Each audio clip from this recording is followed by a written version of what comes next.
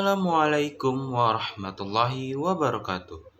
Selamat siang pemirsa, Edinus kembali hadir menjumpai Anda dengan membawakan informasi terkini dan teraktual bersama saya Muhammad Hafiz Pandia dan inilah selengkapnya. Pemirsa, pada pagi hari tadi, 6 Oktober pada pukul 8 pagi telah dilaksanakannya pada perkuliahan pertemuan ke-6 pada mata kuliah Teknik Reportase dan Investigasi Berita di kelas KPI 5A yang diampuh oleh Bapak dosen Dr. Adi Kusuma. Seperti biasa, pertama-tama Bapak dosen Adi memulai perkuliahan ini dengan absensi mahasiswa sebelum memasuki materi. Pada pagi hari tadi, mahasiswa KPI 5A memulai melakukan praktik reportase pada kelompok 4, yaitu membawakan tema meliput berita tentang banjir di wilayah Bekasi. Pada kelompok ini, terdapat ada seorang wartawan dan narasumber, dan juga selaku warga yang terlibat dalam banjir tersebut. Kelompok 4 sangat antusias untuk melakukan praktik pada pagi hari ini. Nah pemirsa, pada pagi tadi, mahasiswa KP5A seperti biasa, setelah melaksanakan praktik, langsung dilanjutkan dengan sesi presentasi, yang dimana pada pagi hari tadi, giliran kelompok 3 untuk mempresentasikan hasil diskusi kelompok mereka untuk dipresentasikan kepada teman-teman di kelas. Kelompok 3 membawakan judul makalahnya yaitu Jurnalisme Investigasi sebagai Pilar Transparansi, kajian sejarah, proses, prinsip, dan praktiknya. Nah, pembahasan yang pertama itu ada sejarah perkembangan jurnalisme investigasi. Jurnalisme investigasi adalah disiplin jurnalisme yang membutuhkan riset ekstensif dan sistematis untuk mengungkap fakta yang sengaja disembunyikan dari publik, seringkali melibatkan penyalahgunaan kekuasaan. Nah, berikut ini ada beberapa era perkembangan jurnalisme investigasi, di antara lain yaitu ada yang pertama, era pramodern. Pada era pramodern ini, akar filosofis dan kebutuhan sosial pada abad ke-18 dan 19. Sebelum munculnya istilah investigasi, cikal bakal kegiatan ini sudah ada, didorong oleh filosofi pers sebagai kekuatan keempat atau the fourth estate yang mengawasi 3 cabang kekuasaan negara. Yang kedua, ada era emas. Pertama, Muskracer tahun 1900 hingga 1914. Periode ini dianggap sebagai era keemasan pertama jurnalisme investigasi modern, ditandai oleh gerakan Muckrakers di Amerika Serikat.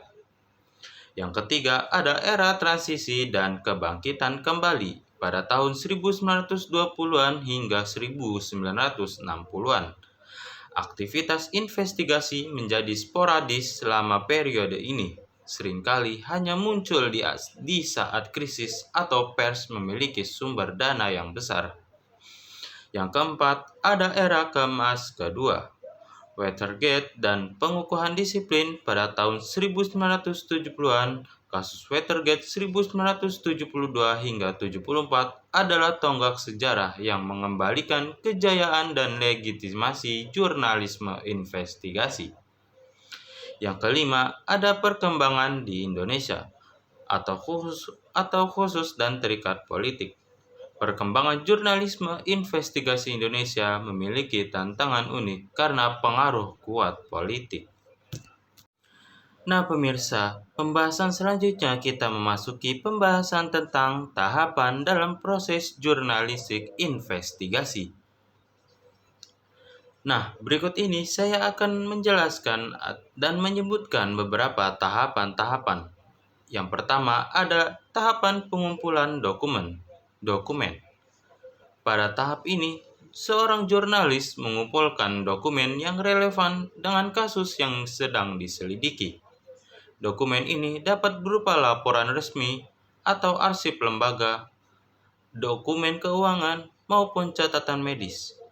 Misalnya dalam investigasi korupsi, Dokumen pokok bisa berupa kontak proyek, sementara dokumen sekunder dapat berupa profil perusahaan yang ikut serta dalam tender.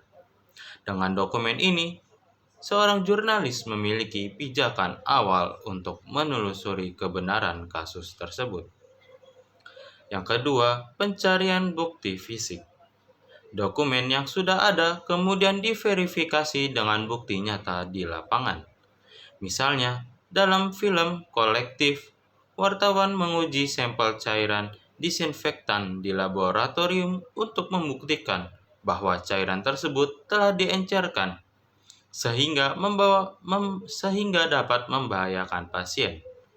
Hal ini menunjukkan pentingnya konfirmasi empiris dalam investigasi. Yang ketiga, ada pencarian saksi. Jurnalis mewawancarai orang-orang yang mengetahui langsung peristiwa yang sedang diinvestigasi. Misalnya, Tempo dalam investigasi perbudakan. ABK mewawancarai mantan pekerja untuk memperkuat data dan dokumen atau bukti fisik. Dan yang keempat, penulisan laporan. Laporan investigasi disusun dengan narasi yang objektif, sistematis, dan berbasis bukti. Contohnya, Tempo menggabungkan hasil wawancara korban, data resmi, dan visualisasi data dalam liputan kasus ABK. Dan yang kelima, ada publikasi. Hasil investigasi dipublikasikan kepada publik untuk memberikan informasi sekaligus mendorong perubahan sosial. Contoh yang terkenal adalah publikasi Panama Papers yang membuka praktik pencucian uang tokoh-tokoh dunia. Nah, pemirsa, pembahasan selanjutnya ada tentang perbedaan jurnalisme investigasi dengan bentuk jurnalisme lainnya. Perbedaan yang pertama, fokus dan tujuan jurnalistik. Jurnalisme investigasi memiliki fokus yang berbeda dibandingkan dengan jurnalisme umum. Jika berita harian atau straight news menekankan pada kecepatan penyampaian informasi, namun investigasi lebih menekankan pada pengungkapan fakta tersembunyi. Tujuan utamanya adalah membongkar hal-hal yang sengaja ditutup-tutupi, terutama yang berkaitan dengan kepentingan publik, seperti praktik korupsi, penyalahgunaan kekuasaan, atau juga kejahatan yang berdampak luas. Dengan demikian, investigasi tidak hanya melaporkan apa yang terjadi, tetapi juga mengapa dan siapa yang bertanggung jawab. Yang kedua, ada metode pengumpulan informasi. Jurnalisme umum biasanya hanya menggunakan metode sederhana, konferensi pers, wawancara singkat, atau juga rilis resmi. Sebaliknya, jurnalisme investigasi mengandalkan metode yang jauh lebih kompleks seperti analisis dokumen rahasia, riset data, wawancara mendalam, dan verifikasi silang. Bahkan di era digital, investigasi memanfaatkan data jurnalisme dan analisis data. Dan yang ketiga, ada waktu produksi dan publikasi. Salah satu perbedaan mendasar antara jurnalisme investigasi dan jurnalisme umum adalah waktu produksi. Berita harian dituntut cepat, bahkan hitungan menit ataupun jam, untuk memenuhi kebutuhan informasi publik secara real time. Sebaliknya, investigasi memerlukan waktu panjang, mulai dari berminggu hingga bertahun, karena harus melewati proses riset, pengumpulan bukti, verifikasi, serta analisis mendalam. Proses ini tidak bisa dipercepat karena menyangkut akurasi dan validitas temuan. Nah, pemirsa, informasi tadi sekaligus menutup perjumpaan kita pada hari ini. Saya Muhammad Hafiz Pandya, pamit undur diri dan terima kasih. Wassalamualaikum warahmatullahi wabarakatuh.